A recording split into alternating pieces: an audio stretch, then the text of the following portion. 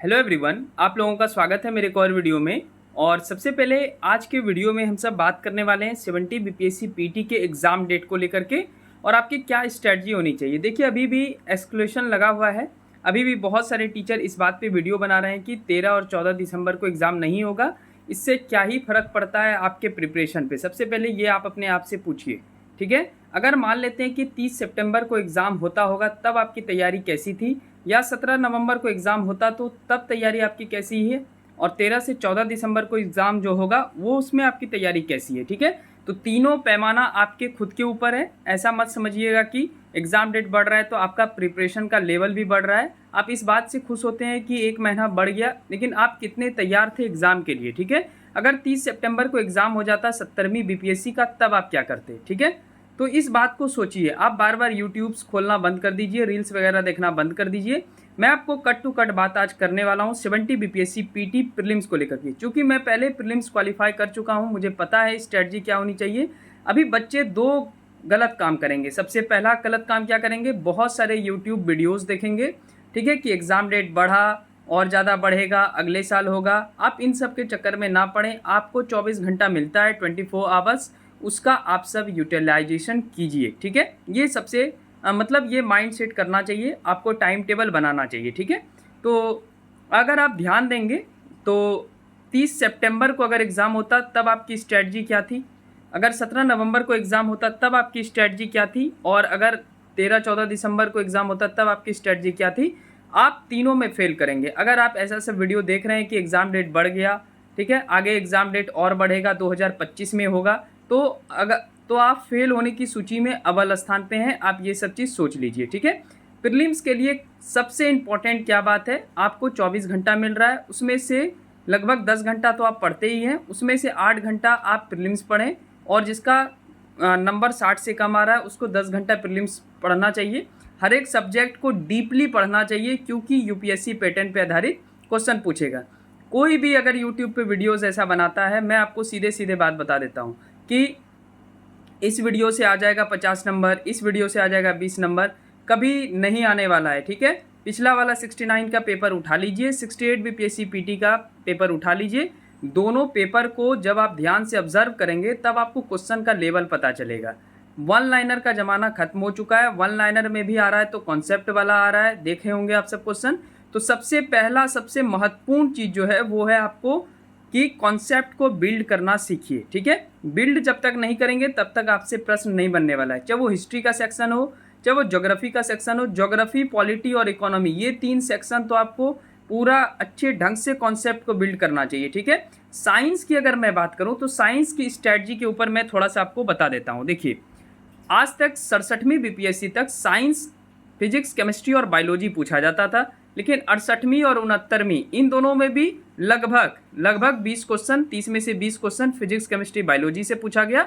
लेकिन 69 आते आते 15-15 का रेशियो हो गया, यानी 15 साइंस एंड टेक्नोलॉजी से क्वेश्चन पूछा जा रहा है और 15 जो है वो फिजिक्स, केमिस्ट्री, बायोलॉजी से क्वेश्चन पूछा जा रहा है।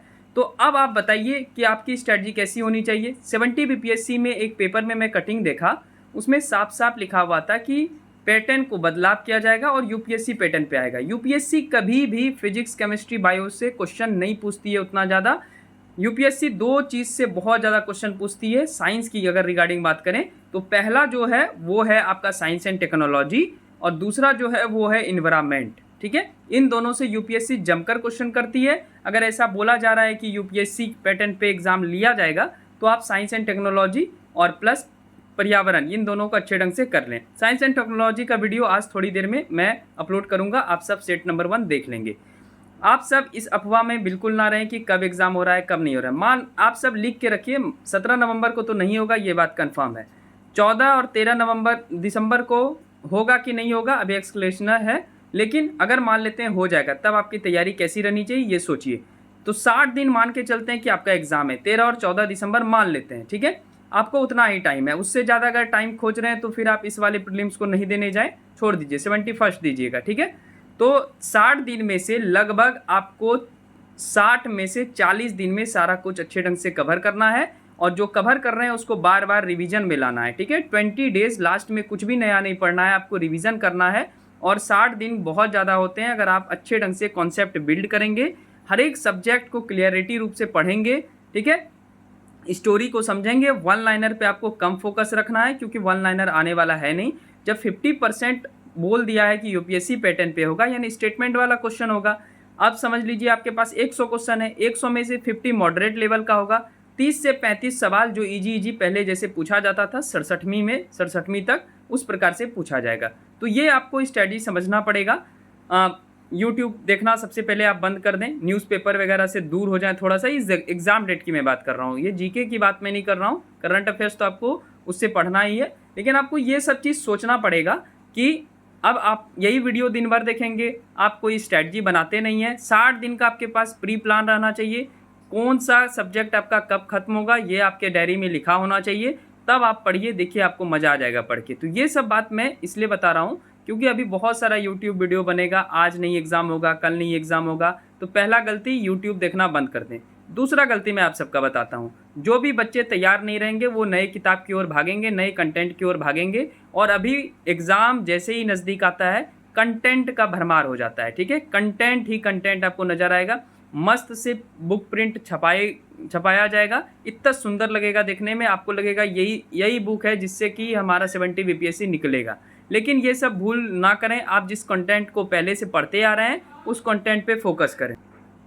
तो बार बार कंटेंट बदलने से आपका एग्ज़ाम दूर जाएगा। आप जो चीज़ पढ़े हैं उसको बार बार रिवीजन करें, यही सबसे बेस्ट कंटेंट है, ठीक है। जब आप शुरू किए थे तो आप यही सोचे होंगे कि यही मेरा बेस्ट है, तो उस बेस्ट को बार बार रिवीजन में लाइए, देखिए कैसे नहीं क्वेश्चन बनता है। प्रीलिम्स निकालने का बस एक ही गुण है, वो है जंप करके पढ़िए, जंप करके क्वेश्चन प्रैक्टिस करिए और स्टैंडर्ड क्वालिटी का क्वेश्चन प्रैक्टिस करेंगे। मैं टेलीग्राम पे वैसे करवा रहा हूँ, टॉपिक वाइज शुरू किया हूँ, आज पहला वीडियो में डाला था, ठीक है, पहला टेस्ट लिया था, आप सब देखेंगे। अभी थोड़ी देर में यूरोपीय कंपनी का आगमन का भी टेस्ट होगा, तो आप सब जरूर दें जा करके। तो ये एग्ज़ाम डेट वगैरह के पीछे मत भागें, नए किताब के पीछे नहीं भागें। कोई भी अगर क्वेश्चन हो तो आप कमेंट करके मुझे इससे पूछ सकते हैं, कोई भी दिक्कत नहीं है।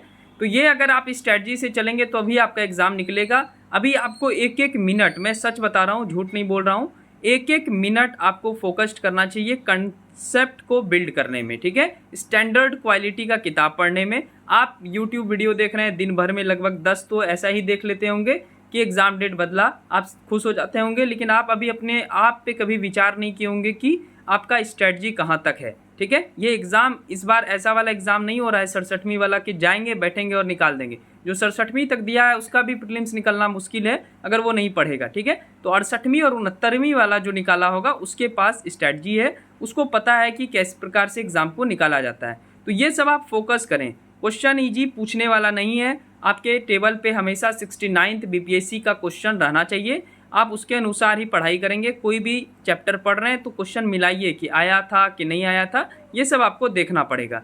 मैं वही देख रहा था यूट्यूब पे, मैं खुद देखा तो बहुत सारे सर जो है वो एग्ज़ाम डेट के ऊपर वीडियो बनाते हैं, कम वीडियो बनाते हैं पढ़ाई के ऊपर, जबकि एग्ज़ाम डेट के ऊपर बहुत ज़्यादा वीडियो रहता है। तो मेरा कहना यही है कि आप सब फोकस कीजिए पढ़ाई के ऊपर, जहाँ आपको कंटेंट दिख रहा हो वहाँ पर आइए, ठीक है। जरूरी नहीं मेरा कंटेंट देखना है, लेकिन आप समय को वेस्ट ना करें 10 वीडियो देख करके या फिर नया किताब खरीद करके। आपका प्रीलिम्स नहीं होने वाला है अगर ये दो काम करते हैं, ठीक है। साफ था, स्पष्ट रूप से मैं आपको बता दिया। अगर आप प्लान के तहत चलेंगे, स्टेप बाय स्टेप चलेंगे, कोई अगर आप हेल्प मांगते हैं हमसे तो नीचे कमेंट बॉक्स खुला हुआ है, कोई स्ट्रैटेजी वीडियो चाहते हैं, कुछ भी ज़रूरत हो आपको तो आप मुझे बताइए, मैं आप सबका हेल्प कर सकता हूँ, ठीक है। तो थैंक यू सो मच। तो यही मैं आप सबको कहना चाहूँगा कि आप मान के चलिए कि 13 और 14 दिसंबर को एग्ज़ाम होगा और आपके पास 60 दिन है, जिसमें 40 दिन आपको नया कंटेंट पढ़ना है और लास्ट के 20 दिन आपको रिवीजन ज़रूर करना है और बार बार रिवीजन करना है, ठीक है। तो इसको आप देखेंगे, जैसा कि आप देखिए ऊपर मैं आपको दिखाता हूँ, ऊपर बुक्स ही बुक्स है, सिर्फ उसमें बीपीएससी यूपीएससी का बुक है। तो बार बार पढ़ेंगे तभी ठीक रहेगा, अधिक से अधिक बुक पढ़ें और बार बार रिवीजन करें, तो ये सबसे इम्पॉर्टेंट होगा। इतना पोस्ट आया हुआ है, बहुत सारे बच्चे फॉर्म भरेंगे, लेकिन किन्हीं का तैयारी स्पष्ट रूप से नहीं रहा होगा, ठीक है। वो बच्चे सिर्फ वैकेंसी देख कर ही फॉर्म भर रहे हैं, उनका स्ट्रैटेजी के ऊपर ध्यान नहीं है। आपको पर मिनट आपको सोचना है कि हमारा एक क्वेश्चन कैसे बनेगा। जैसे अभी आपको बिहार जातीय जनगणना आपको पढ़ लेना चाहिए, मैं आपको हॉट टॉपिक बता देता हूँ, ठीक है। भारत और बांग्लादेश के संबंध, भौगोलिक संबंध को आप सब जरूर देख लीजिएगा। बांग्लादेश में रिसेंटली तख्ता पलट हुआ है, कू हुआ है, तो उसको आप सब देख लेंगे, भारत और बांग्लादेश। जैसे यूएई फूड पार्क बना रहा है, ये भी आप देख लेंगे। G20 हुआ था, इसको देख लेंगे। चंद्रयान 3 होगा, देख लेंगे। चंद्रयान 4 2028 में शेड्यूल्ड है, वो भी आप देख लेंगे।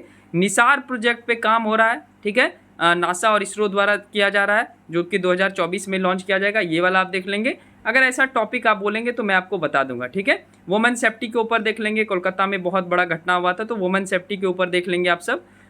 उसके बाद आपको जो है इकोनॉमी में इकोनॉमिक सर्वे और बजट देख लेना चाहिए। ब्रिक्स जरूर देख लीजिएगा, ब्रिक्स एक्सपेंड हुआ है, 10 देश अब ब्रिक्स के सदस्य हैं। तो ब्रिक्स में इस प्रकार से भी पढ़ लेंगे कि कौन कौन से 10 सदस्य आए हैं और ब्रिक्स का आकार क्या है, ठीक है। तो जनसंख्या का 45%, जीडीपी का 30%, ऐसा कुछ देख लेंगे। G20 के पिछले 69 में अगर बात करें तो पूछ लिया था आपको, अगर याद हो तो ये सब आपको देखना पड़ेगा। इस प्रकार के टॉपिक पूछे जाते हैं। आप सब अभी यूरोपीय कंपनी का आगमन में रट रहे होंगे, एला सापेल की संधि, पुडुचेरी की संधि, भाई वो सब का ज़माना जा चुका है। आपको कॉन्सेप्ट बिल्ड करना पड़ेगा। साइंस एंड टेक्नोलॉजी पे बहुत फोकस कीजिए। आज मैं सौर ऊर्जा के ऊपर पहला वीडियो डाला हूँ, आप सब देखिएगा ध्यानपूर्वक। उसमें भारत का लक्ष्य, जैसा कि आप सबको पता है, 2030 तक 280 गीगावाट ऊर्जा उत्पादन करना, सौर ऊर्जा। अभी तक भारत अगस्त 2023 का रिपोर्ट कहता है कि भारत 71.61 गीगावाट ऊर्जा उत्पादित कर चुका है। हम सबको 280 गीगावाट करना है, ठीक है। उसी प्रकार पवन ऊर्जा पढ़ेंगे, भूतापीय ऊर्जा पढ़ेंगे। अभी आप साइंस एंड टेक्नोलॉजी का थोड़ी देर में वीडियो मिलेगा, तो आप सब देख लेंगे, ठीक है। चलिए मिलते हैं नेक्स्ट वीडियो में। आई होप कि ये वाला वीडियो आपको बढ़िया लगा होगा। कोई भी क्वेरीज हो तो आप मुझे कमेंट सेक्शन में पूछ सकते हैं। मिलते हैं नेक्स्ट वीडियो में। Thank you and thank you so much. Focused रहिए पढ़ाई पे, और मुझे कुछ नहीं पता है।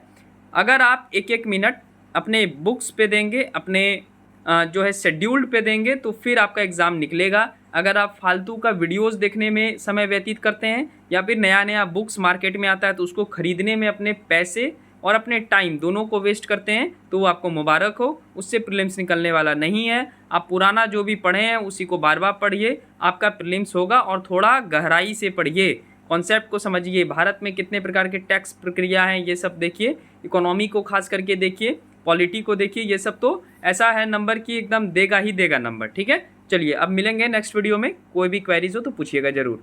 और स्ट्रेटजी के ऊपर अगर वीडियो चाहते हैं तो नीचे कमेंट सेक्शन कीजिए, कमेंट कीजिए, मतलब सेक्शन क्या होता है, कमेंट कीजिए, मैं आपको ज़रूर बता दूंगा, ठीक है। थैंक यू सो मच और God bless you to all, ठीक है। Thank you and bye bye.